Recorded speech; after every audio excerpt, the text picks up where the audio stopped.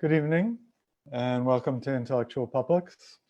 My name is Ken Wissoker. I'm the director of this program from the Graduate Center at CUNY, which brings us to tonight by webinar and Facebook Live. I'm also the senior executive editor at Duke University Press. And I'm just really completely thrilled about this conversation tonight between Jack Halberstam and Jane Bennett, two really major thinkers of our time, theorists who have traveled across many disciplines and outside of the academy as well. And they both have new books out from Duke University Press, which I'm very excited about, where they're on sale at 50% off, in fact, due to the fall sale. Jane Bennett's Influx and Efflux, Writing Up with Walt Whitman, and Jack Halberstam's Wild Things, The Disorder of Desire.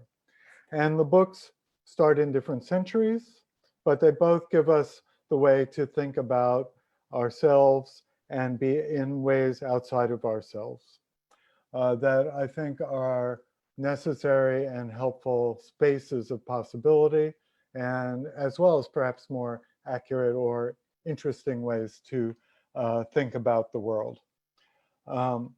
They're each going to talk about each other's books, so that will be very good. We'll get loud sounds and soft sounds and different forms of sociality mixing together.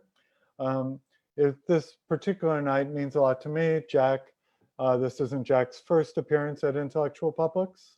Jack and Lisa Lowe helped kick off the program 4 or 5 years ago in conversation about their series Perverse Modernities.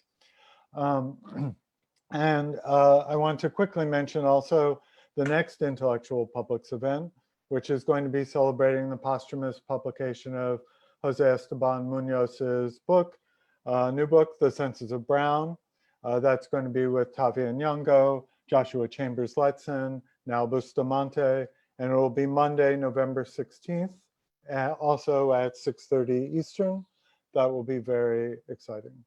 So just how it will go, Jack and Jane will each talk about the other's work and have some exchange. We're going to try and move to questions somewhere in the 7:30, 7:45 Eastern time. You can put your questions in the Zoom Q&A space, which I see people already using. And what we're going to try, although it will be hard since there's so many of us tonight, is calling on the questioners to state their own question and unmuting them so there could be actual exchange. If that doesn't work, which could well happen, then I'll be reading the questions off and we'll be wrapping up around 8 o'clock. It's often said people need no introduction, but that certainly could be the case here. Jack Halberstam is professor of gender studies and English at Columbia University. Jack's the author of 7 books, which I was very honored and privileged to collaborate on roughly every other one out of some interesting timeliness. Going back to their first book, Gothic Horror and the Technology of Monsters in 1995, Female Masculinity in a Queer Time and Place, Queer Art of Failure, Gaga Feminisms, and Trans, A Quick and Quirky Account of Gender Variance. And then this latest Wild Things book. The Places Journal awarded Halberstam its Arcus Places Prize in 2018 for innovative public scholarship on the relationship between gender, sexuality, and built environment. Halberstam is now finishing a 2nd volume on wildness titled The Wild Beyond, Music, Architecture, and Anarchy. Jane Bennett is Andrew Mellon Professor of Humanities in the Department of Political Science at Johns Hopkins University. Her recent essays have appeared in Grain/Vapor/Ray, Evental Aesthetics, MLN, LA+, the Interdisciplinary Journal of Landscape Architecture, and elsewhere. She is the author of the really kind of world-changing Vibrant Matter, A Political Ecology of Things from 2010, as well as The Enchantment of Modern Life, Thoreau's Nature, Unthinking Faith and Enlightenment, and then the new book, Influx and Efflux, Writing Up with Walt Whitman. She likes plants. So I'm very excited to be here, and we'll now disappear and turn things over to Jack, who will get us started. Okay, thanks, Ken, and thank you to Jane for agreeing to be in conversation. This is a super interesting way to present your work, because my assignment is actually to present Jane's book, which has been just so enjoyable and exciting to read. And it's actually kind of a relief not to present your own book. It's very liberating in a way to present someone else's work. So that's what I'm going to be doing while looking for themes that flow back and forth between our work. And I think, you know, just to start, I mean, one of the things that our books share is a desire not to sort of dive into the political using, you know, articulations of agency or thinking about the declarative, and looking instead for these more quiet ways to access the politics of life outside of the noisiness of electoral politics, for example, and finding the currents, if you like, of political life that vibrate all around us. So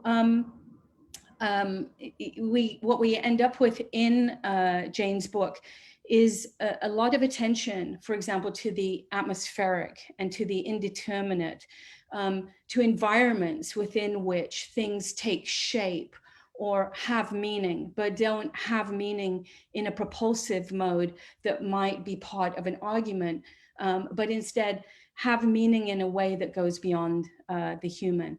So what I've done is I have selected 5 themes from Jane's book to sort of think with you about, and then we'll see where and when those themes merge with or echo pieces of you know, the arguments that I make in Wild Things. So that's where we're going to go. So the first topic that I want to outline, oh, and by the way, I just have to say, this is a really beautiful book. It's beautiful both in terms of the writing, which is a kind of, and it's an experiment. There's a kind of experimental quality to the writing that people will recognize who have read Vibrant Matter. But there's also the way in which the book is illustrated, and it's illustrated using Jane's own doodles. And those, for anyone who doodles, you'll know that the doodle is not extraneous to the work, but is also still an expression of the argument. And so pay careful attention to the doodles in the book. So the first topic that I want to open with then is the understanding of self that emerges from Jane's reading of Walt Whitman. And I would say here that like Jane, my work in Wild Things, it is orienting away from a political position, a position on this or a position on that. And like Jane, very much in this book, I would say that we are both looking for methods and tactics that orient away from negating this or affirming that, and instead are more interested in transformation, which occurs through the dissolution and then recomposition of self and selves as those selves flow through a world populated by non-human entities, okay? So the self in this book then stands in direct opposition to the individual that we usually think with. And you know, if you think of the term rugged individual, it tells you everything. The rugged individual is the stony, impenetrable individual that is a firm sense of self rooted in the world and then stocked with opinions. In Jane's work, we access a self that is alchemical, poetic. It is to be found in poetic contractions and phrasings. The word that I would use for the self in this book is airy, floaty, breezy, vital. Right? What if we based our theories of being on a self like that is one of the questions of the book, as opposed to the self that has meaning, is rational, coheres, makes sense, is rigidly, situated. What if the self that we orient towards instead, and this is some of her language, and this first term I love, swims, and I want to think about swimming actually in this book, swims, bobs, nods, absorbs, shifts, and unwinds, okay? And that's part of the meaning of the efflux and the influx in the book, is that the self that we are introduced to through Whitman is a self that is constantly being regulated and dysregulated by flows, currents, modes of the self in a way is a channel, right? So you just think of that phrase, I sing the body electric. The body is not simply electric, it is conducting the electricity that is all around it. So what happens here then is that we leave the grammatical realm of action verbs and declarative statements, and we move into the grammar of what Jane calls middle voice verbs. And these middle voice verbs give us access actually to a realm of the shared, the impersonal, but not the indifferent. And then quote, thus affording voice to vibrant materials whose first language is not words. And for me, that's just a beautiful phrase to think about the fact that we are in conversation all the time, as Vibrant Matter argued, with many different entities that are speaking, but speaking in languages that don't use words. So what will be the translation of these other languages? And one answer to that question is, in this book, poetry. And it's a really interesting way of thinking about poetry. The book uses poetry in a way that is deeply original, and I'll get back to that later. Okay, so through the book, we sort of access a non-linguistic world of things, not because we want to know them, but because we're already in them, right? We're already being pulled and pushed by the currents of these things. And so to think in the terms that Jane offers us is not to lay out a plan of action or even inaction. It's actually to relinquish the sense of the individual altogether and just lean into being. And the word that Jane gives us for this is nonchalance. And that there's a sense of the self as being sort of tilted towards being, not rooted in it, but tilted towards it. And then we are able to access, in this way, collectivity made out of words like pluck, listing, dilation, persistence, horizontality, and affection. Okay, so the question that I have in relationship to self then for Jane is, one of the claims that the book makes is that when we enter into this realm of haptic signaling instead of linguistic conversation, we're given a route to what you call, quote, a diverse and pluralistic kind of democracy. I just want to know about democracy. I was thinking about anarchy of feelings, and I was thinking about all kinds of terms that don't resolve into this field of the democratic, which seems so close to the individual, and one thing seems to depend upon the other. So once we leave that other self behind, would we not leave democracy behind? And might we be in another kind of political field? Okay, so that's the first area. Second, another piece of Jane's lexicon comes from the word sympathy. And you can see if you have a porous self, then the word sympathy is very, very important, because it names a current of feeling between self and other, or self and object. But Jane's quite careful to remind us that she's using sympathy not in the way that it appears in the orbit of, say, Christian virtue as the internalization of a moral virtue, but sympathy as a, quote, more than human atmospheric force. So sympathy names one of these atmospheres within which the porous self operates.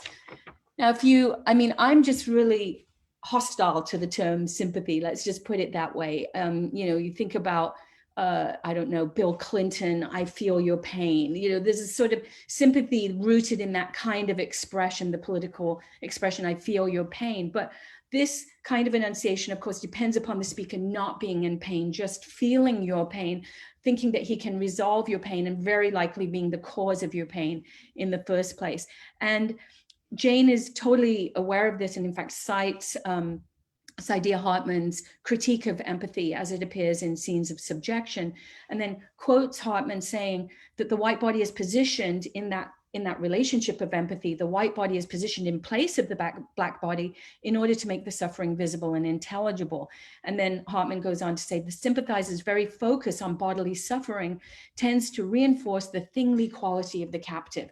So my question there is, like, how do we keep sympathy out of that particular dynamic between subject and object, where the attention, the sympathetic attention, renders the other thingly, as opposed to being in relationship to its porosity?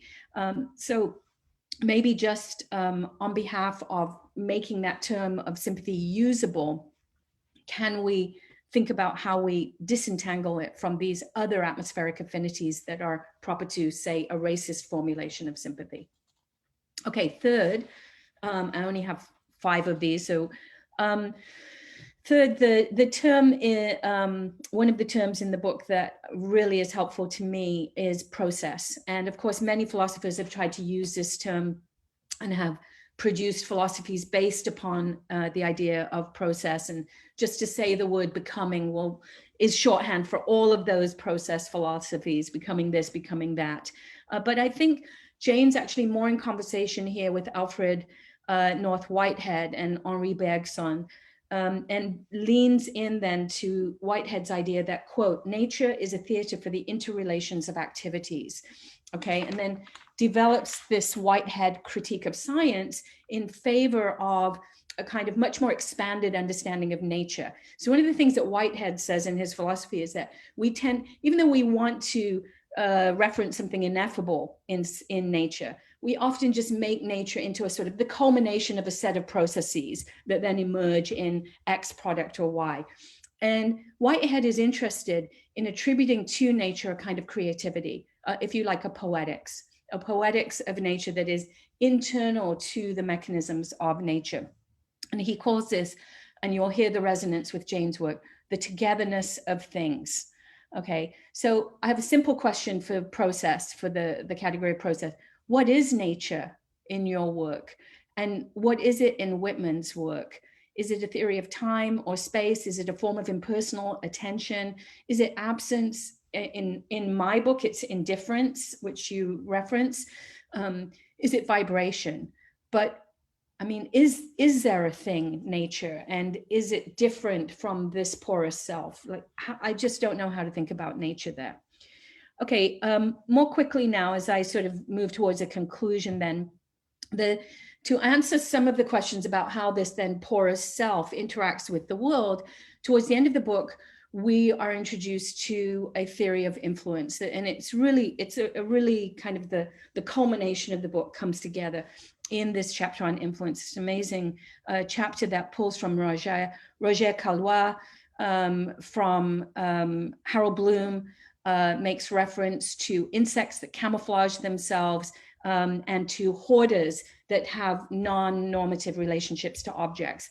And so it's again, the idea of influence here is thinking about the way in which the self is constantly buffeted by influences that are around it, and that we are shaped by this influence, and that there are forms of relation to the object that we approve and other forms of relation to the object that we are worried about, hence the discourse on hoarders. But there's also a beautiful sort of opening up from Roger Caillois' book on insects to thinking about what it is that an insect does when it camouflages itself. When a chameleon changes and becomes part of its environment, it is influenced by its environment in a way that allows it to become that environment, not part of the environment, but to become the environment.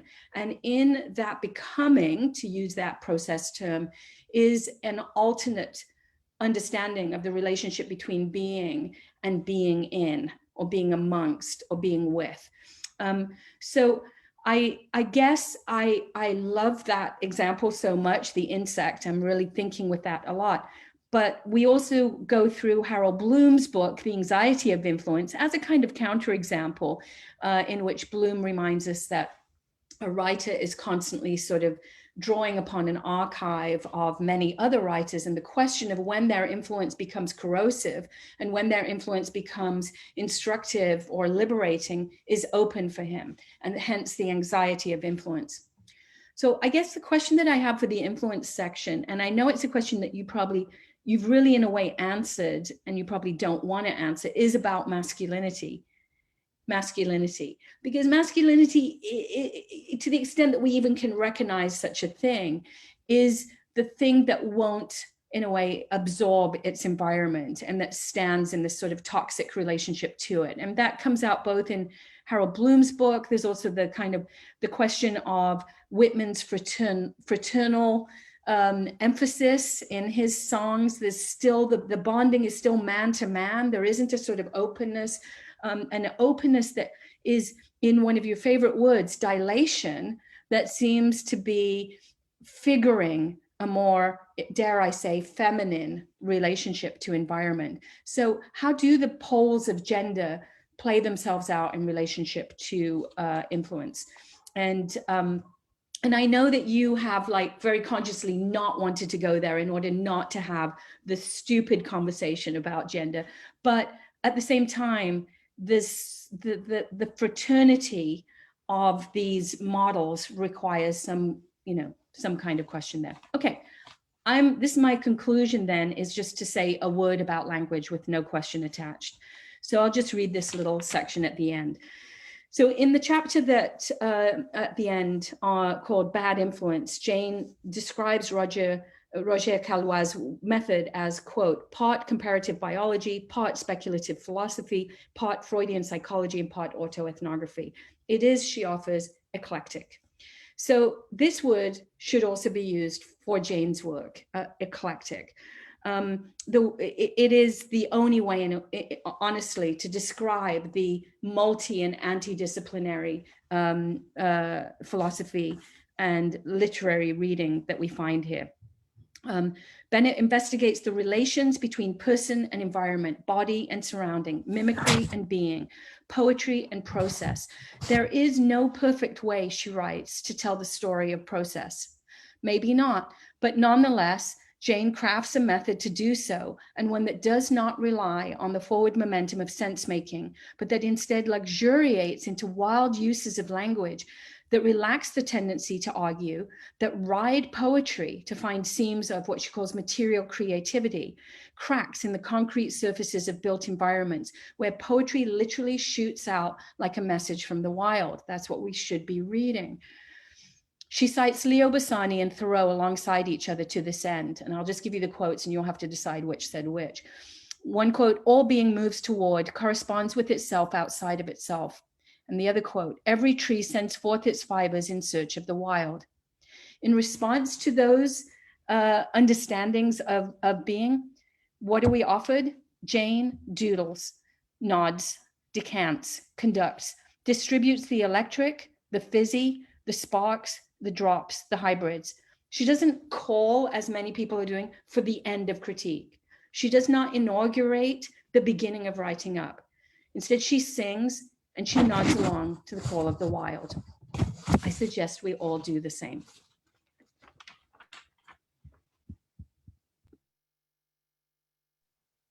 Wow, thank you, Jack.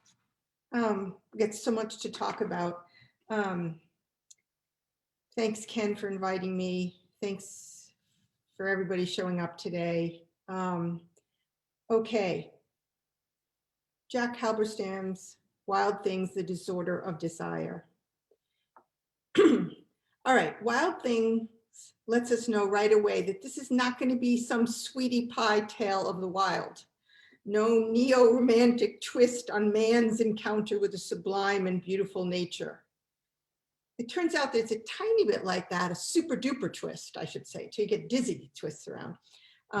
Indeed, such an image of the romantic subject may be, writes Jack, quote, nothing more than a relic of a time long past, living in the ruins of a world that once beckoned and looking ahead to oblivion, a ghost dancing at its own funeral, end quote.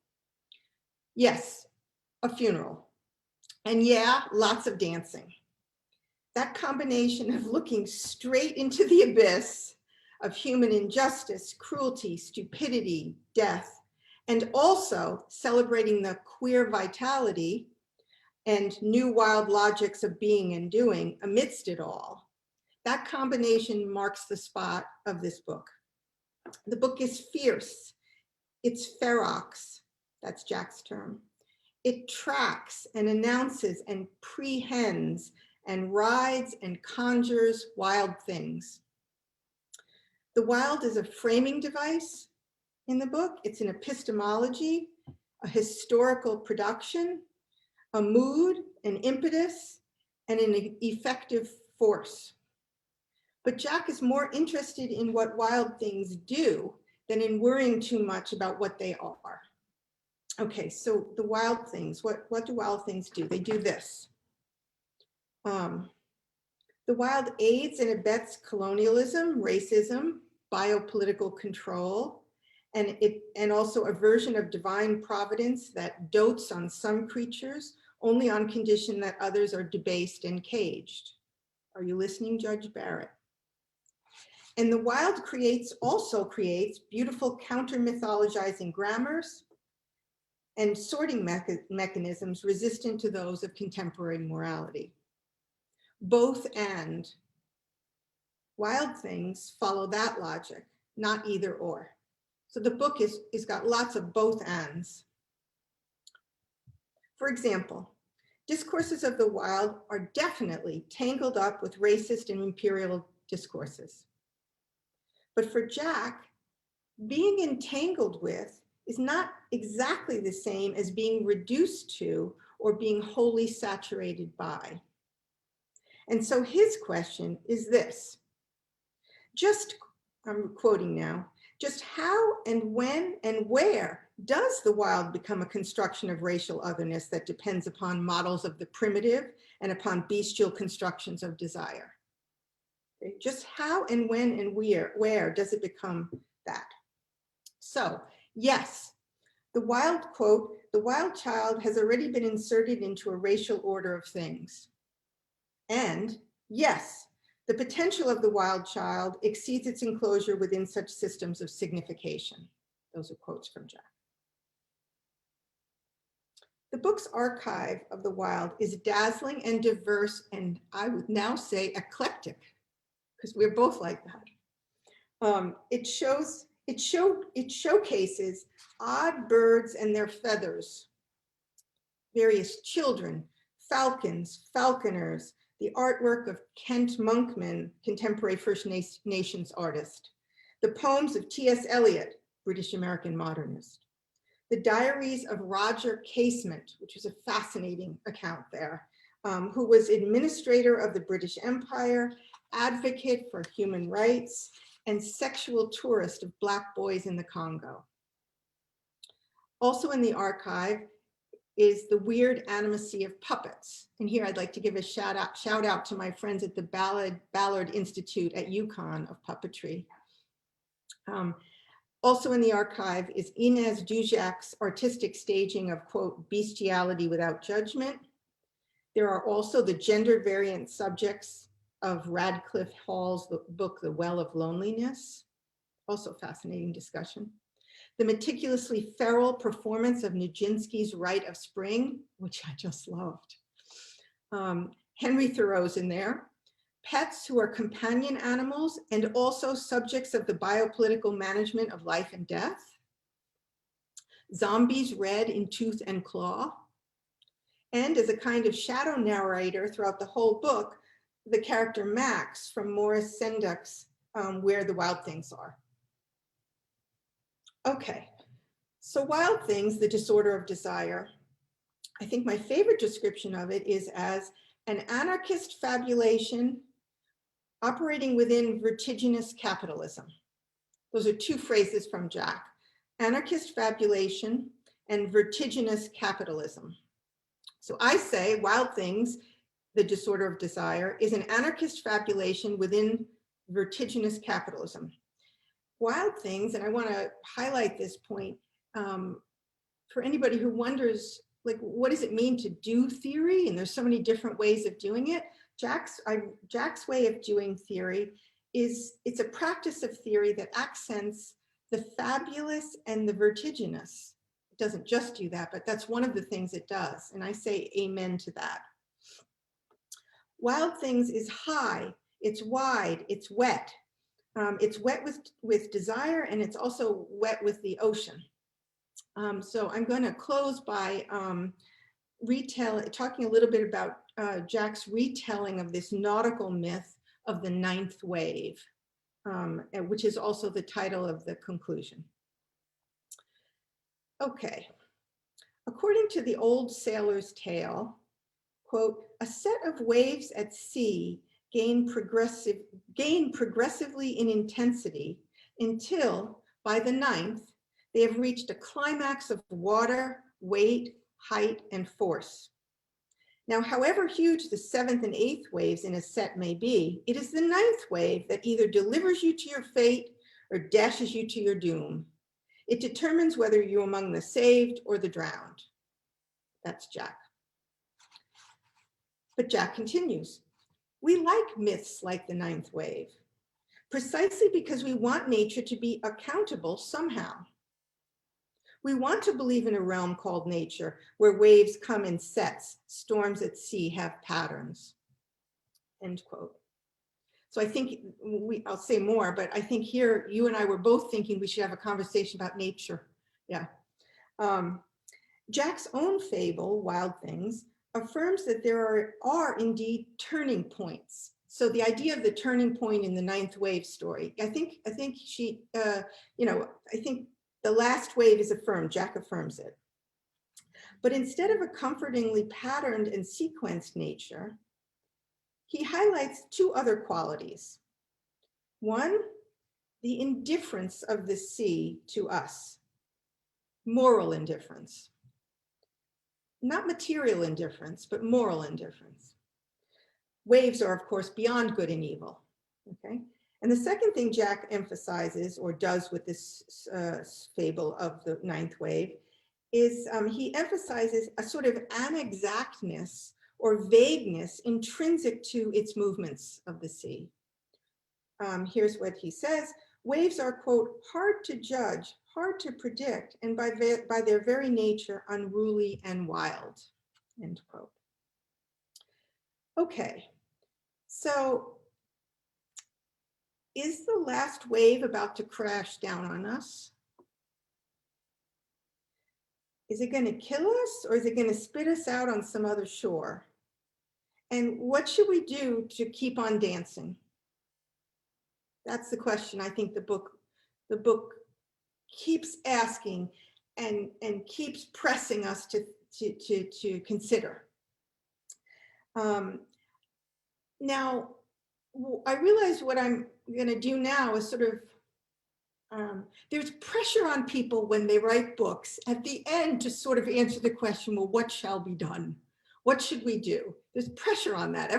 Most people feel that pressure, especially these kind of experimental, eclectic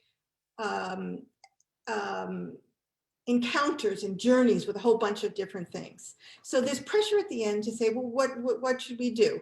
And especially if you end with the idea of the ninth wave, you just can't stay there and do nothing, or maybe you should. But so what I want to end is with three attempts, one of which is Jack's, to end one's book with a kind of, this is what we should do. Okay, confronting the ninth wave about to crash down, what should one do? Okay, the first one comes from Whitman. So he's sensing the ninth wave that would become the Civil War. It's 1855. He's writing the preface to his, life's work of the poetry, the collection In Leaves of Grass. And this is what he writes. This is what you should do. Love the earth and the sun and the animals, despise riches, Give alms to everyone that asks. Stand up for the stupid and crazy. Devote your income and labor to others. Hate tyrants. Argue not concerning God. Read these leaves of grass in the open air every season of every year of your life. Re-examine all you have been told. Dismiss whatever insults your soul. And your very flesh shall be a great poem and have the richest fluency, not only in its words, but in the silent lines of its lips and face, and between the lashes of your eyes, and in every motion and joint of your body. Okay, so that's one thing we could do. That was 1855. In 1980, inside the ninth wave of intensities that they called the body without organs, and I think there's some relationship between the body without organs and Jack's wild things. In 1980, inside the ninth wave that they called the body without organs, Deleuze and Guattari said this. Here's their advice. This is how it should be done. Lodge yourself on a stratum. Experiment with the opportunities it offers. Find an advantageous place on it. Find potential movements of deterritorialization, possible lines of flight. Experience them. Produce flow conjunctions here and there. Keep a small plot of land at all times. Don't go crazy. Connect, conjugate, continue. Tip the assemblage. End quote. Okay, and the third one is Jack's in 2020. Jack ends his brilliant and bracing book with this to-do list. And this is where I'm going to stop so we can talk. If the wild has anything to tell us, it is this. Unbuild the world you inhabit. Unmake its relentless commitment to the same. Ignore the calls for more and agree to be with the wild. Accept the wild, give yourself to the wild, and float or drown in its embrace. Okay, let's go. Okay. Ken, are you coming back in? I thought I can, but I thought that the two of you might answer some of the questions and thoughts that you had. These were both such beautiful and deep presentations. And Jack, you had some actual specific questions. So I was wondering maybe Jane might start by addressing those, or? Yeah, we could start with, I mean, as you said, Jane, I mean, there are, thank you so much, by the way, that was gorgeous. And I love that, you know, neither of these books are really arguing for anything to be done, or at all laying out a path for, you know, this moment of crisis. There's no such project here, and yet they are books that are deeply invested in contesting the arrangement of the present. That's what I would say. And doing so by offering these, you know, hopefully alternative ways of being, thinking, doing, being in relationship to, and so on. And it's true that one of the backdrops that we both seem to be working with and against is nature. I think you might be more attached to it than I am. I'm not sure. And then the other is, you know, for me, it's anarchy, and for you, it's democracy. So those might be, yeah, we might want to. Yeah, maybe we'll start with the nature. Yeah. Nature has now become for me a word to mark material processes and flows in which we are elements, pretty much like any other elements. And so when I got to the part of your book where you talked about post-natural, I balk. Yeah. because the post-natural, I don't want to give up some term. Maybe nature is too fraught and it isn't the one. I tried to experiment with materiality as a substitute for that. But I don't want to give up some vocabulary for a kind of cosmic eyes view on what we are doing, what we are and what we are doing.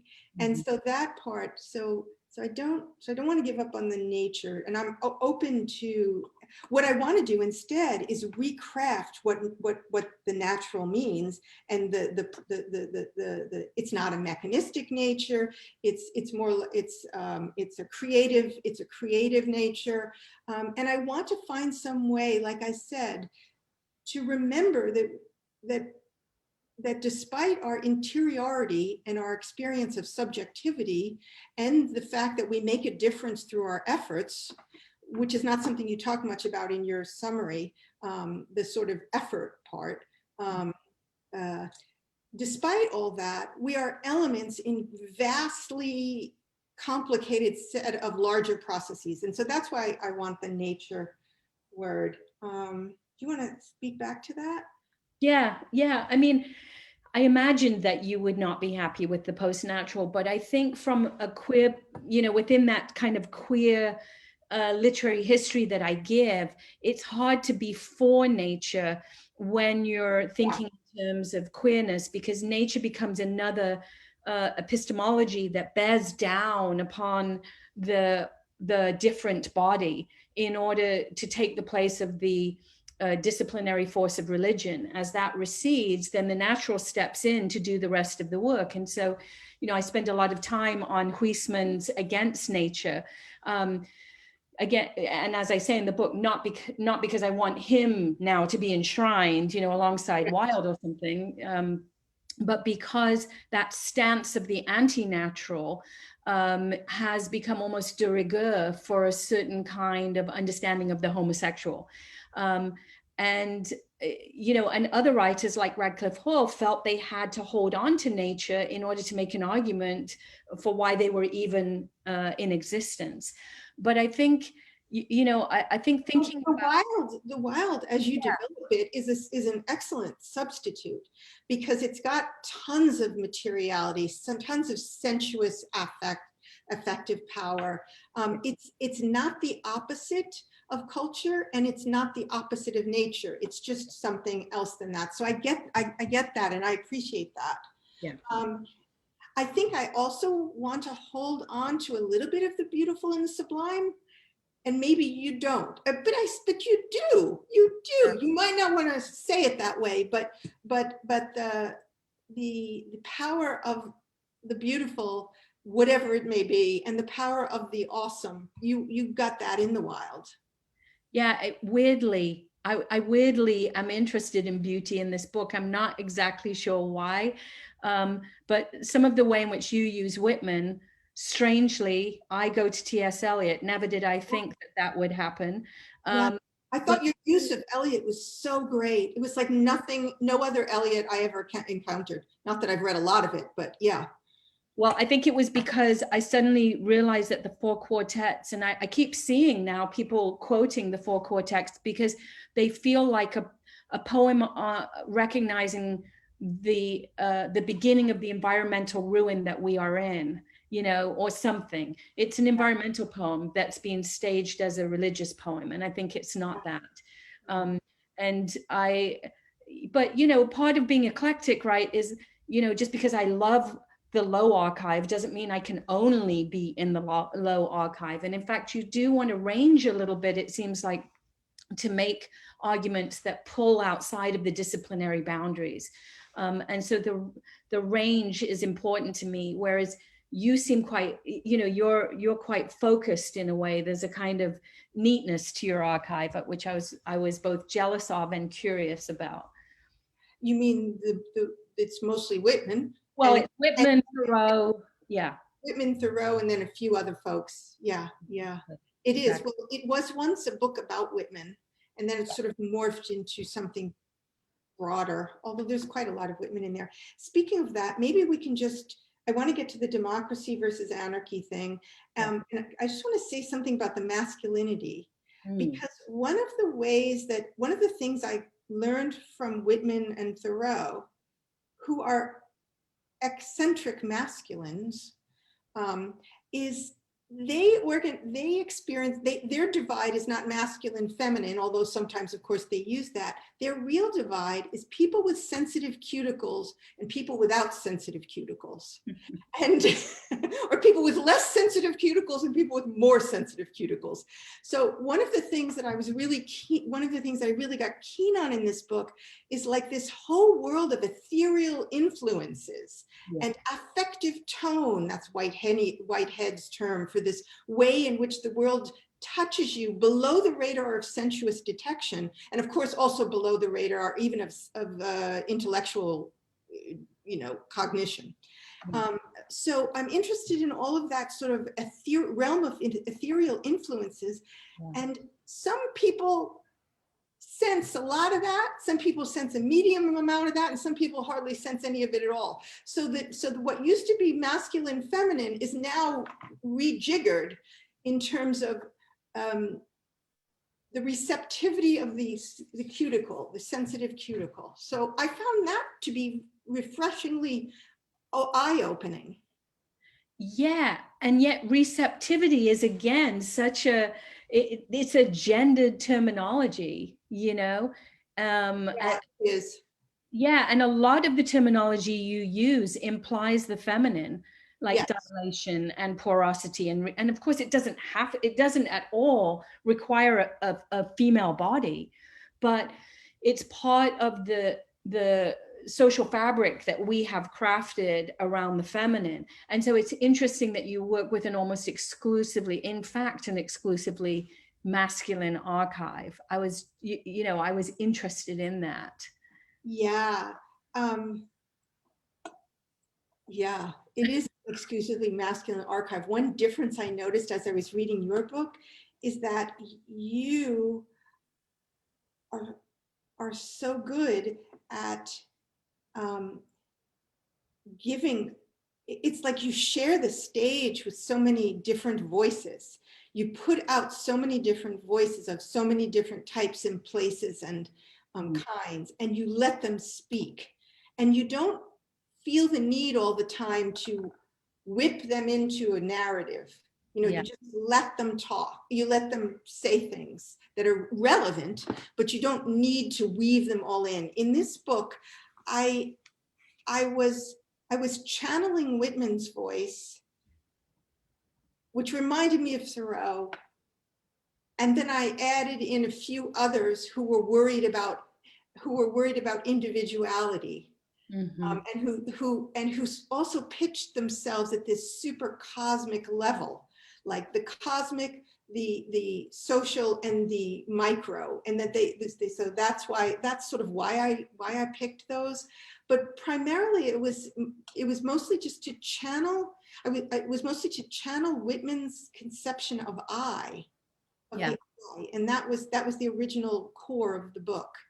And it in the process, you then lay out a really like fascinating role for poetry, which is that poetry is almost like a divining stick for these other vibrations, that are around us and that we're not tuned into until they're articulated in this non-rational, non-necessarily sense-making way that is the poetic, so again, the role of poetry in the book, I think, is just it's revelatory, because to sort of repay the compliment, you don't feel the need to do like the conventional close reading. It's more the opening up of the poem so that we can see the mechanics by which this or that current is being conducted. Which elasticity is so important. Yeah. Okay, now tell me about the anarchism. Well, yeah. First of all, I don't even want to go into why not democracy, because it seems like we're in a moment where it's kind of obvious that the process that we call the democratic is flawed in its conception and flawed in its in the way in which we live it.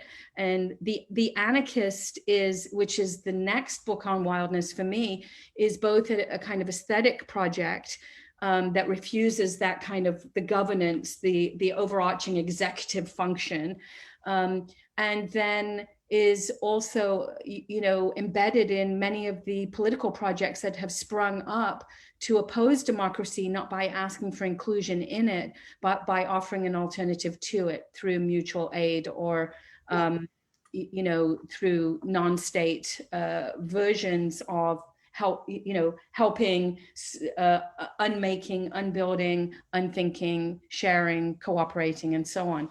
And I'm hoping that I can find the connection properly between a kind of aesthetic and political wildness and then this thing that we call anarchy. Yeah, I suspect we're very close on this, and I'm using a 19th century Whitmanian vocabulary, because what Whitman means by democracy is something quite close to that. It's primarily an egalitarian sensibility, and how do you build that into bodies?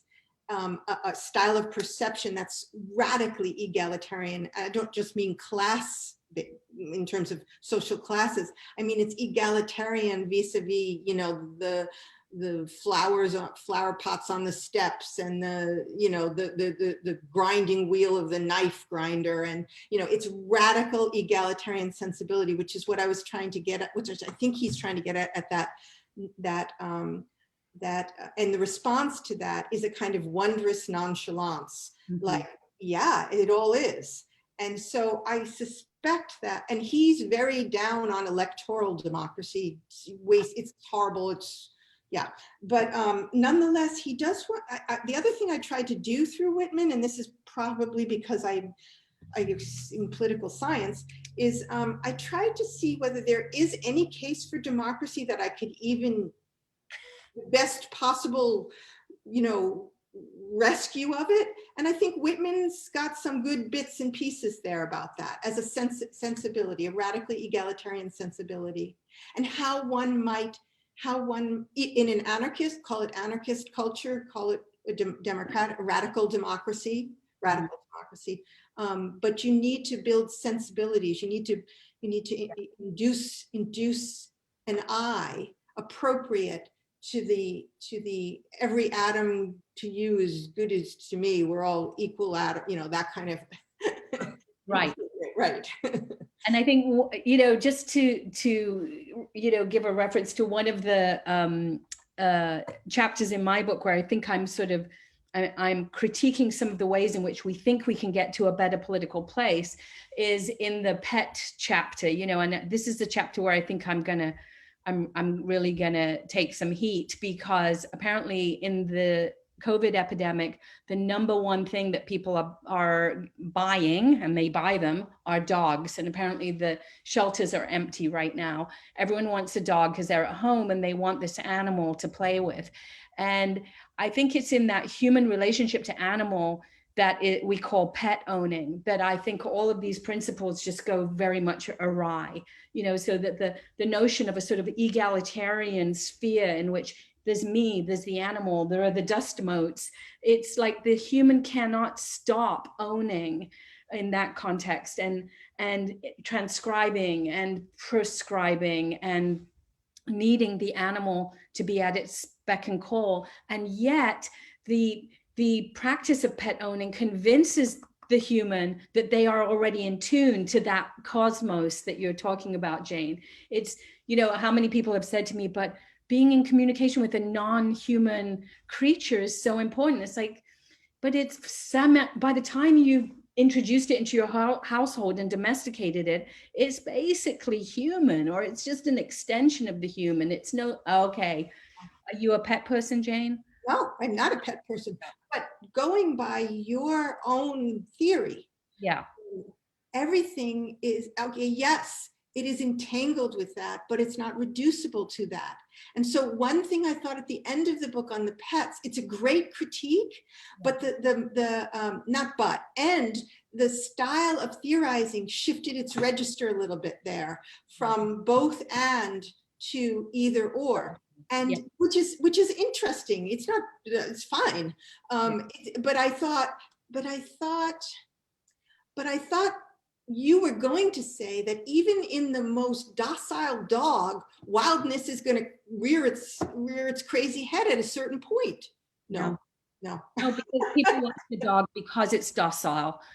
people love the dog. You know, I think it's Laurie Shannon in her book on animals, who explains the reason that the dog is one of the chosen household pets is precisely, you know, we like to, oh, people say because the dog's so smart. Actually, it's because the dog is amenable to being servile, and other animals less so. So the dog is the least wild of all, if you like. And that's why the dog can be incorporated into the family home. And it's pet owning for me is where the wild goes to die, you know, and it's a confusion, if you like, about exactly what you're laying out. What should our relationship be to the non-human realm that we are surrounded by? And if it's just going to be extending the reach of the human, which is what pet owning is, then you're basically losing the thing that you went to the animal to benefit from. The animal can't give you the wild when you're deciding when it shits and where it shits and then feeding it little brown pellets. You know, it's not going to be wild. Anyway, and I think it popped up that someone in the chat said Haraway haunting this exchange. And yes, and I kind of have a bit of a critique of Haraway, which I know is not fashionable, but the relationship between human and animal in Haraway seems to be made of that same stuff that I'm calling anarchist. It seems to be cooperative, but it really is about the human training the animal, and then being in a kind of romanticized relationship to that animal that I think is about the glow of the human benevolence, as opposed to really thinking about what it would mean to be in relationship to a wild animal. You might look, for example, to Eduardo Cohn's book, How Forests Think, Beyond an Anthropology of the Human, or Beyond an Ethnography of the Human, for thinking about how, in his case study in Ecuador, how native peoples exist in terrain shared by wild animals, and it's completely different. Yes. In which we live with dogs, for example. Yes. I mean, the question of the role of discipline, though, you affirm the role of discipline with the falconers. So it's not about the discipline. Yeah. Well, I'm not affirming the role of discipline. I'm saying that the falconer is in relationship to the falcon only in a very temporary disciplinary way, because the falcon can never be trained. The falcon just wants to eat. And so the relationship between the falcon and the falconer is one of complete frustration. It's why it is the figure for Keats, for Yeats. The falcon cannot hear the falconer, precisely because the falconer can never be brought into the sphere of disciplinarity. It comes in to eat and it will leave. But what about what I call the meticulously feral performance of Nijinsky's Rite of Spring? I mean, there is a performance of wildness, bona fide.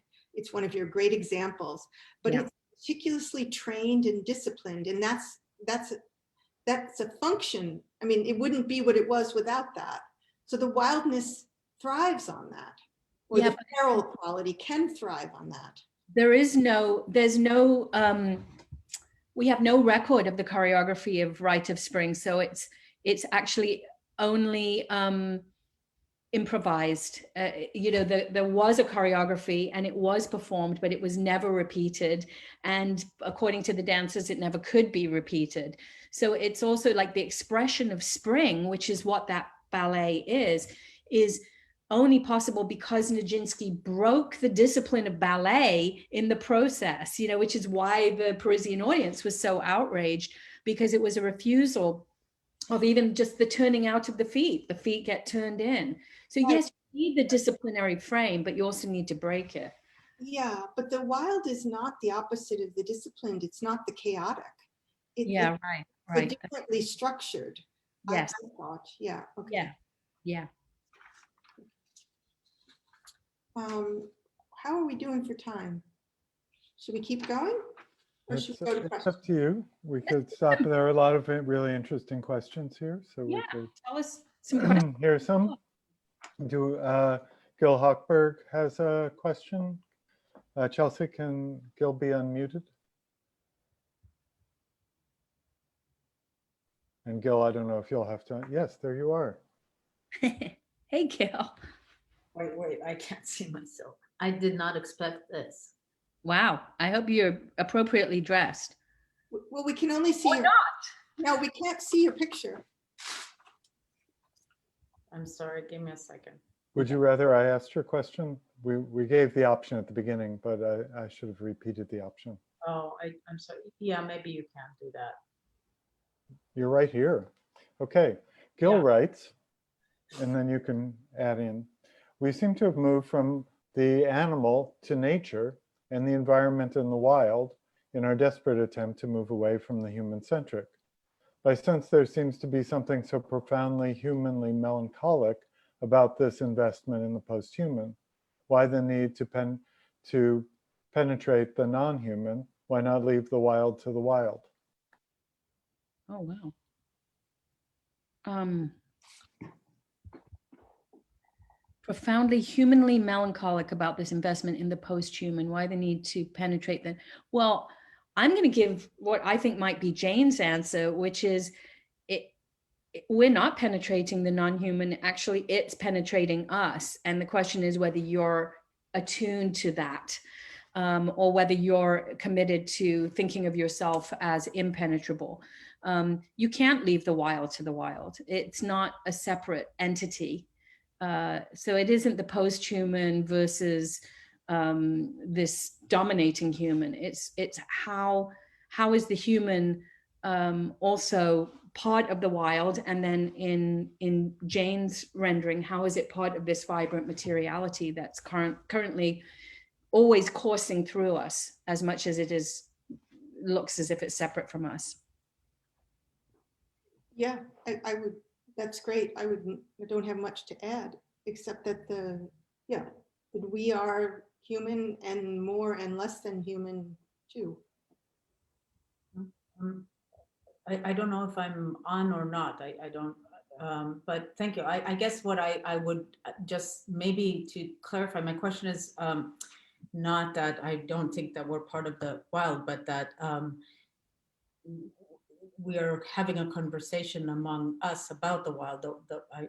You know, are we listening to the wild? Can we listen to the wild? Because if it doesn't involve a process of listening to something that we think we're part of, that we don't know how to speak it, it's not entirely clear to me.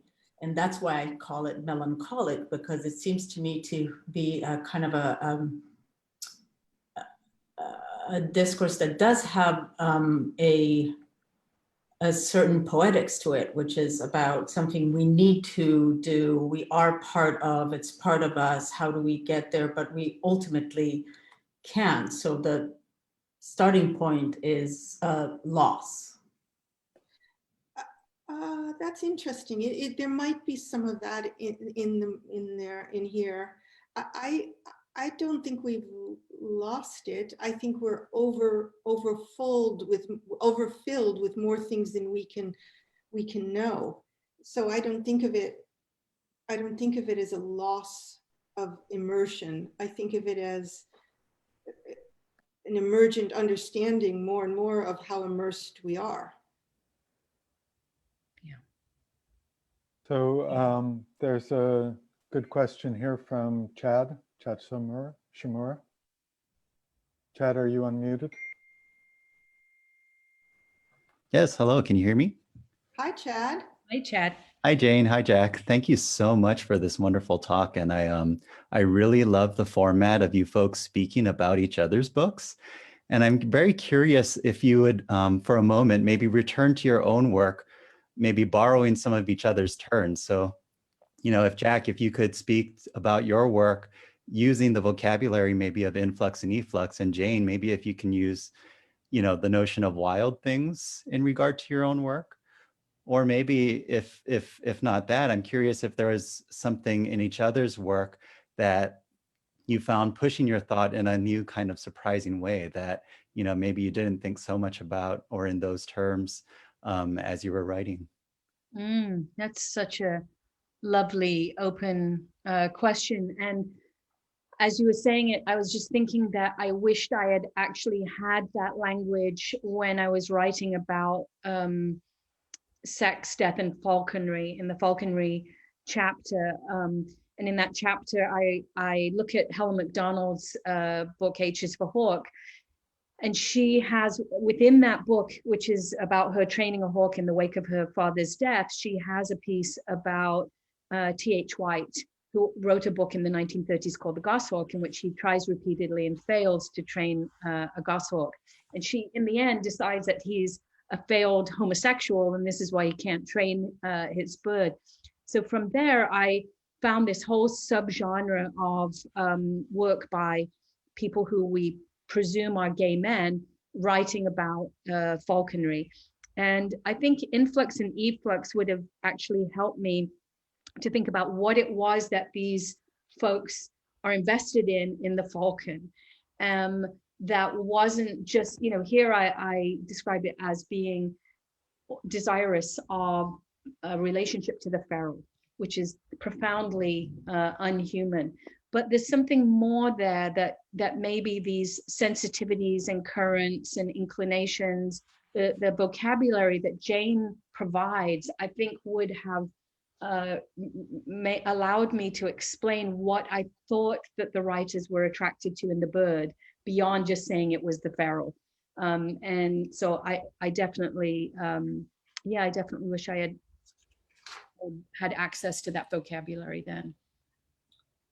There's many things I would like to talk about, but one I'm just going to focus on is I wish I had thought more or had access to the notion of queer vitality, because it's very, very close to what I was thinking about. And it has to do with being on the lookout for inhabiting everyday small spaces. And now I'm citing a friend of mine, Sophie Van Redeker, on queer vitality. Looking to inhabit differently. It's very dramatic in effect, but it's not very dramatic in style. And that combination, I think, is very, very powerful.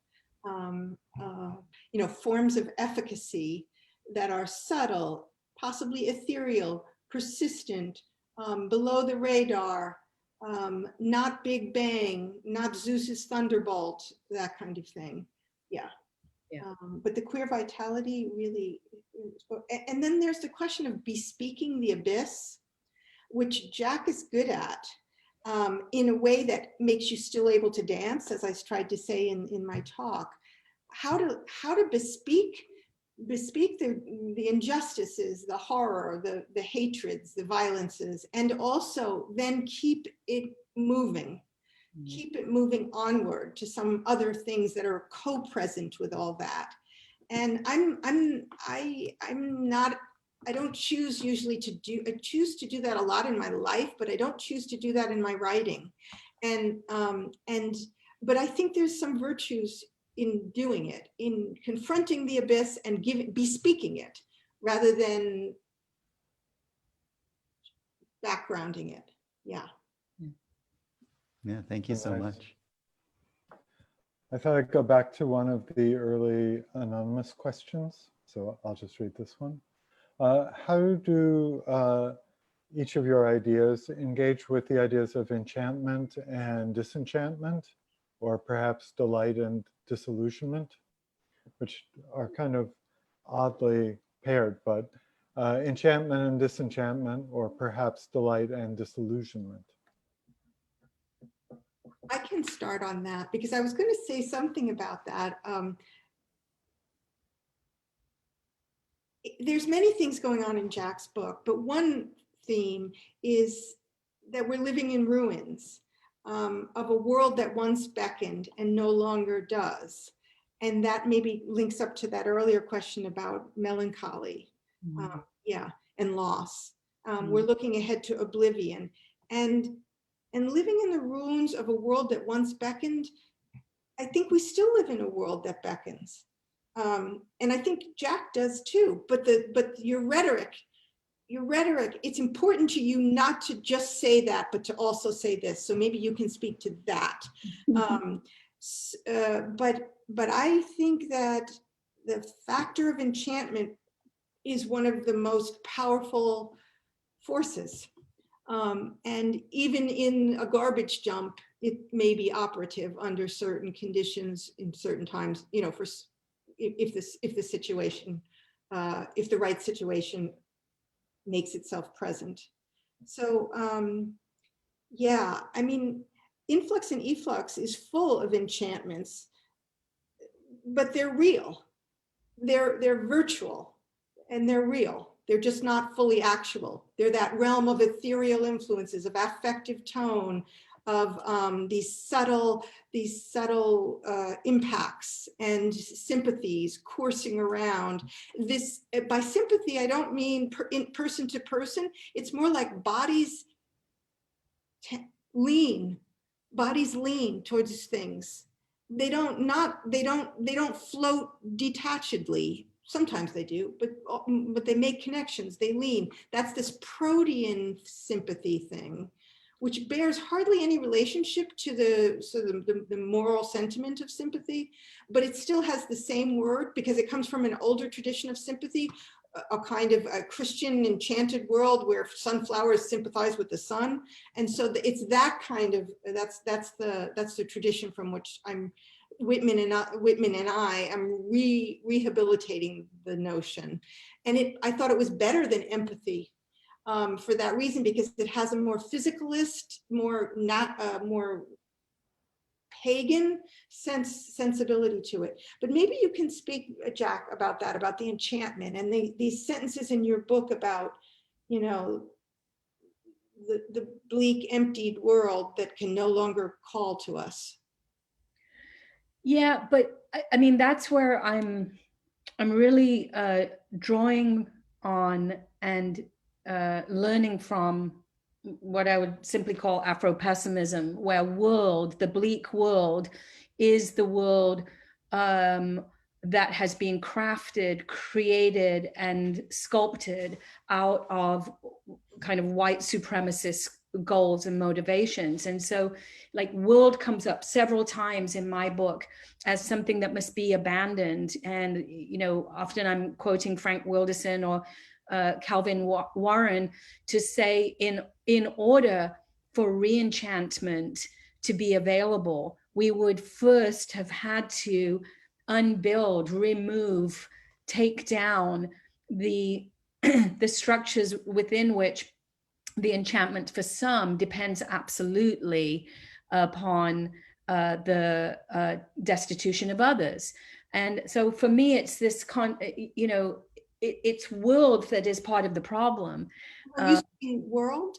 World is part of the problem, like the idea that there's world and that the world is yours and that the world is ours and that there is a world, you know, all of these kinds of possessive investments in world. Okay. It seems like they have to be philosophically, epistemologically countered by the idea that, you know, as Wilderson puts it, no slave, no world. Like this world depends upon the world that people imagine they have left behind, and therefore don't be too enchanted, you know, I guess is why I keep tiptoeing away from the seduction. Yeah, I think you and I was thinking the word world more like vague experientiality. Yeah. A sub, not exactly under, because it's not spatially under, but vaguer than the world that gets congealed, than the experience that gets congealed as a classed, raced, sexed world. Yes. But this other register of experience which persists alongside and is never fully crushed out by the various worlds on top of it or amidst it. And that elusive realm is my focus in the book. Yeah. Yes, absolutely. And that's where the enchantment and the magic and the alchemical and all of the, you know, as they get sort of decanted through poetry and delivered to us, it's so compelling. And it's like reading your book is like watching someone do a very, very intricate cross stitch or something, a cross stitch that I cannot do, where they're able to give access to this underworld without discounting the world that has made that world, very difficult to register, but not wanting to engage the hardness of all of those, classifications at the same time. And for me, I'm not able to put that world, You do both. You keep trying, in different parts of the book, you go back and forth, and sometimes you do it together. You do both those layers or those levels, the sort of encrusted worlds and the elusive or counter world wild. Yeah. Ken, This I is see so that great. questions about octopuses. There are some, do you want to talk about that? I was going to call on somebody, but if you'd like to talk about the octopus, by all means. It just seems like, I think Keela had a question, and someone else did too. Jane, have you seen that? I think it's on Netflix, the beautiful film about a South African guy who falls in love with an octopus and goes and visits it every day. But No. octopi only live 1 year, so then it's a short-lived romance.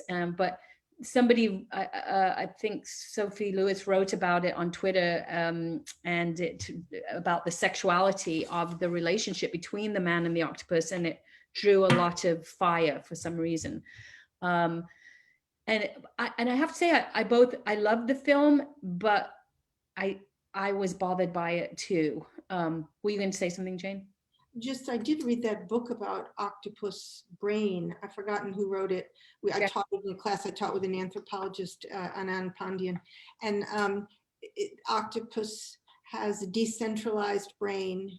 There's a decentralized center of movement and intelligence, and not like us. We have it decentralized too, but they have it radically decentralized. Oh, wow. Come up in the, so it fits this kind of dispersed agency model that octopus evidently have. Yeah, it sort of gestured to that, because there were many different ways in which the octopus and the man were able to communicate, all of which really were haptic. It was about touch, and it was about finding each other in this, ocean where you shouldn't have been able to find each other. And he had to literally train himself to hold his breath for a long time in order to share space with her. And she was constantly under attack from sharks. So it's very beautiful. And yet it felt to me like we're on the verge of the octopus becoming pet again. Maybe that should have been my chapter, becoming pet, as the obliteration of wildness altogether. And I think, in fact, the octopus, at some point, a shark bit off one of its tentacles and it grew back. And I was like, that's such an amazing trans moment, the loss of this sexual limb that then grows back. It was really like the phantom limb, it was beautiful. And but the film had no idea what to do with that. And then, of course, it became a paternal film about the father passing on the love of the ocean to his son, blah, blah, blah. Blah, blah, blah. Yeah. So this leads well to this question. I was going to recognize Alexa Four, if they're still here. Or maybe Jairus Groves. Alexa's just come on here. Yeah, I think I'm unmuted now. Good. Okay. Am I? Okay. Thank you both so much. I'm having such a good time listening. My question is, it takes a couple of different paths, so feel free to just not pick up one and not the other. But so I'm thinking back to what you, Jack, were saying about it being difficult to be for nature when thinking in terms of queerness. And so I kind of thought about this push in queer ecologies, especially, to reclaim nature by quote unquote finding or identifying queerness in it, kind of directly, like, thinking about certain species that can willingly transition from male to female, or, you know, thinking about, I don't know, I'm sure I think every other year I see like a mainstream news story about gay monkeys or like things like that, you know, it makes the rounds. So I was kind of wondering about how your theories of wildness, or do your theories of wildness necessitate foregoing nature rather than reclaiming? Is there also a connection between that, maybe a refusal of nature, and a refusal of the organization of a political project in favor of anarchy? And then finally, do you also then, and do you, meaning like a general you, refuse gender if that's possible? And that's kind of like my 3 parts. And like I said, that's what I mean by the 3 paths. You can choose to, you know, and drop one or, you know, not talk about it. The choose your adventure question. Yeah.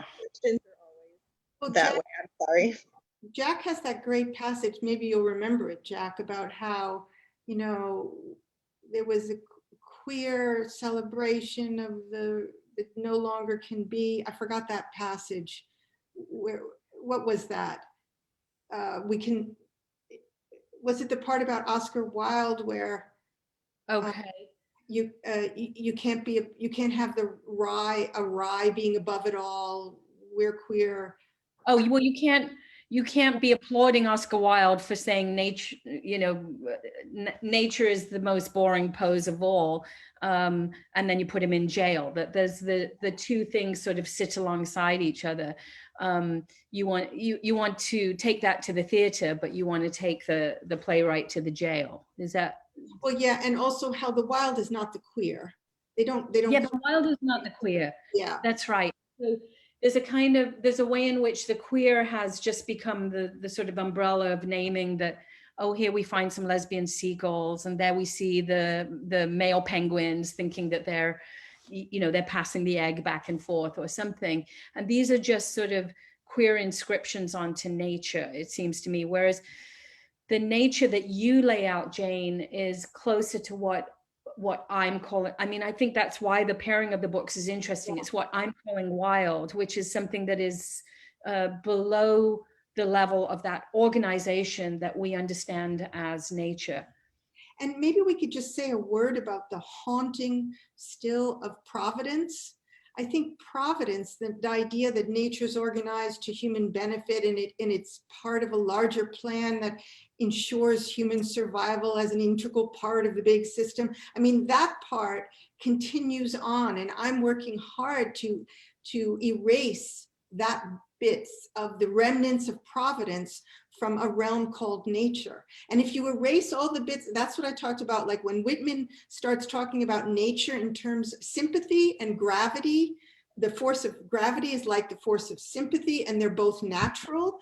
At that point, when he says those 2 things, gravity is radically indifferent to the well-being of humanity. It's just, you know, you fall, you fall. Mm-hmm. And so to really erase providence, any remnant of it, even if you're not religious, your notion of nature is still sprinkled in with providentialism. Yeah. And to take that out would do a real job on nature, but still keep the kind of generativity, the creativity, the wildness, the ongoingness, the process quality to it, but with an indifference towards no special favoritism towards any of the element, including human beings in it, or even life. If you add all those things into nature, I'm willing to keep it as a concept. Yeah, what she said. This is so great, and we're getting down to 1 or 2 questions, but there's so many smart people with great questions here. I wish we didn't have to stop so soon. But Jairus Grove, could Jairus come on? Hey, Jairus. Still muted, I think. Are they able to unmute themselves? Jairus, you're muted. I think that Chelsea needs to unmute him. Oh, he may be away from the computer, says Chelsea. Okay. Did Well, you have a question, Ken, that you can read? Sure. There seems to be a real potential in thinking about sympathy and mutual aid together. Mutual aid without real sympathy would likely be quite Clintonian. Sympathy without mutual aid would be almost without purpose, even non-human animal mutual aid. Not all those with animals in around our living spaces have pets. How to make sympathy more anarchic in purpose, not just in aesthetics, and how do we mobilize an anarchic aesthetics to the kind of care that inhabits sympathy?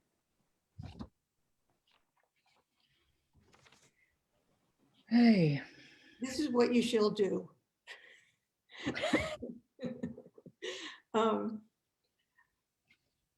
Sympathy and mutual aid together, yes. We need Kathy Ferguson here to talk about anarchist collectives and anarchist under the radar practices, small but extensive networks. Mutual aid without real sympathy would it likely be quite Clintonian. Sympathy without mutual aid would be almost purpose. Yeah, what's the difference between mutual aid and sympathy, Jack? I think, yeah, sorry. Here he Oh, is. Jess, you're back. Sorry, I had an animal emergency. It was a... Did. It involves sympathy or mutual aid? Neither. The repurposing of garbage that may be destructive to the gastrointestinal future of the dog. So, no, I mean, part of what I was trying to ask is, you know, it seems like there is a real dialogue between mutual aid and sympathy there. And during COVID, mutual aid's been such an important part, particularly in Hawaii, where we're quite cut off and our government is seemingly indifferent to our lives and all sorts of other problems. But knowing where to listen and how to hear and to know what need is actually really hard, and it's really hard to scale. And so I wondered what you all could teach each other and thinking about sort of putting sympathy into practice and thinking about mutual aid, but then also thinking about kind of the limits of sympathy and where maybe mutual aid requires listening, and maybe listening and sympathy aren't the same thing. Maybe they're different. And I just want to throw out there that, you know, we've been taking care of a number of chickens that are all feral because there's a drought here right now. And they're not pets, but I knew what they needed because they started showing up and they were getting in the garbage. And I knew that's not their first choice. So like, how do we learn to kind of look out for those things when we're trying to formulate new, wilder anarchisms? Well, one thing that your question, go ahead, Jack. Let me just say this, and then hopefully it sets you up, Jane, because I think one of the things that I learned from reading Jane's book is that for the kind of political aspirations that I want to express through wildness, there has to be a rethinking of self. Like, you cannot just take that self that I described as the self that is not the Bennettian self, i.e. the rugged individual, the stony self, the hard self that has hardened into certain principles and takes a very particular relationship to the world that is fixed and determined and so on. That self has to break down along with world in order for the real potential of some of these anarchist principles like mutual aid to function. Because if they are simply purposed around this impenetrable self, you know, then it will resolve again into some other version of authoritarianism. So I actually feel like this radical rethinking of self comes first. And if sympathy is part of that, I'm open to it. I just think, to me, sympathy is not, it's somehow outside of the vocabulary that Jane prefers and that I'm going to start using, you know, the doting and the leaning and the posing or posture. There's a really beautiful vocabulary in the book, and sympathy seems at odds with that vocabulary sometimes. Yeah, I think it is a little bit at odds with that, and it might be a leftover from the 19th century and specific to Whitman. Whitman, you know, I am he attesting sympathy, this says the poet. And it has to do with having those electric conductors all over him where he feels the vibrations. So he uses that. The other thing that Jairus's question makes me think about is mutual aid doesn't work too well in a society of radical economic inequality. And so otherwise it will just be noblesse oblige. At best. So I'm not sure that this, what we've been talking about today obviously doesn't speak to all of the things that need to be done to address radical economic inequality. It's just we're entering in on one angle, a couple of different angles. And then the other thought I had about mutual aid and sympathy is sometimes one can engage in mutual aid out of what used to be called self-interest and don't have any kind attachments or kind feelings or even any kind of real sentiment at all. It's something else that's motivating you, and that's okay. So I think probably we need to think a lot more and to parse out these different forms of interconnectedness, some sympathy, some mutual aid, yeah. Could we take one more question? It's already 8 o'clock, or? Okay. Kara Dagan. Hi. Kara? What a pleasure. I love this format. I loved hearing you talk about each other's work. This kind of relates to sympathy. I couldn't help but wonder about Judith Butler's recent work on interdependence and that being the premise for egalitarianism. And it felt like there was this distinction between knowing the self as pierced by others and as inherently interdependent versus this notion of dilation. And this might get into a gendered kind of approach to these ways that we relate to each other too. So I wondered if you could talk about how interdependence enters each of your work, about also the meaning of the wild, the extent to which we're interdependent, and how that feels kind of wild at times. And for me, it also makes me wonder about the question of fascism and the urge to not dilate and to make the body rigid, or like you're talking about rugged individualism, because that to me seems like the real political problem that we're trying to talk about here with this Whitmanian posturing and notions of the wild, that there actually is a real fear and anxiety about dilation. And I think it does have something to do with interdependence. Thank you. What a great evening. Thanks, Kara. I haven't read Judith Butler on interdependence. Have you, Jack? Mm. Yeah. I can say that what I was trying, the level I was trying to name, the level of experience I was trying to name was not interdependence, because that would be two beings interdependent. It was more this strata of experience or substrata of experience before there are bodies crystallized in enough to engage in interaction.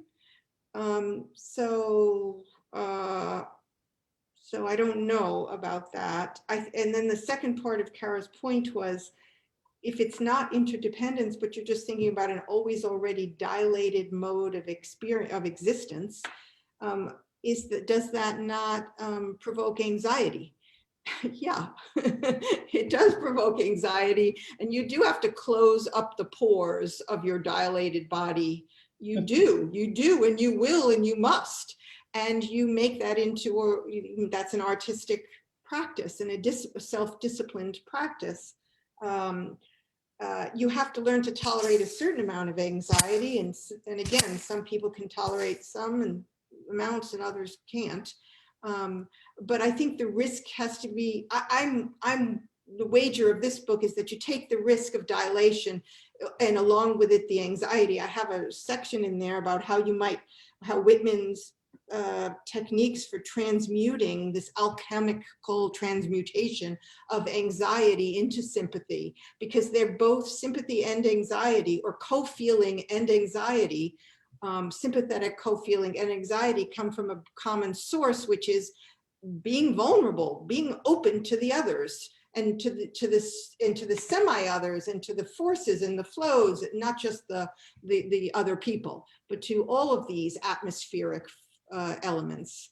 Yeah, so dilation produces anxiety. Anxiety can be worked with. You can transmute that effective force into something more socially valuable, I would say. But you don't want to get rid of all anxiety. You don't want to be like, at one point Whitman says, early in Leaves of Grass, early version, he says, yeah, what's wrong with the merge? I want to go full on merge with the cosmos. And later on, he's like, not quite. I got to close it up just a little bit. I got to create a little small seawall as I float in the influx and efflux. Yeah. Jack, do you want to have the last word? Just to say, I love the way you you work that question, because of course interdependence already presumes that the dependencies will go back and forth, arc back and forth between humans. And your book is very much about the interdependencies that are not chosen, are not agentic, but do exist and register connections between human and non-human elements. And then that sort of echoes with a question on here from Benjamin Liberatore, who's asking about aloneness. And you kind of, in a way, anticipated that question, Jane, by saying that we can't just stay open all the time. Dilating is an uncomfortable position. And therefore, the closing down is as important, in fact, as the opening up. And that would be the discipline, is knowing how to open and shut these various valves of self. And so I want to kind of, I want to say that, you know, part of being in relationship to the wild is recognizing aloneness, not simply like registering communion, you know, and community. It's actually, and to the other person who'd asked about death, it's registering radical aloneness in the face of non-human forces and ultimately mortality. So I think, you know, all of that's also a relationship to wildness that has to be faced up to in order for the human to sort of come undone in the ways that we seem avidly to wish that it would. Yeah, and what someone on the chat just mentioned, we fleshed out my point about Karen Barad's intradependence. Yeah, that's right. And thinking about opening up and closing down, I think this is the time where we have to do that. It's just been really, really wonderful. So much to think about. If you have a chance to read through the questions, Jack and Jane, there were really fabulous questions and comments we didn't get to, and you were both so completely generous in doing this really, really memorable evening. Thanks everybody for coming, and thank you, Jane, and thank you, Jack, for all these really thoughts which will be with us for a long time. Good night, everybody. Can't wait to get back into New York and see you. Yes. Great. Good night. Bye. Good night. Thanks, Jack.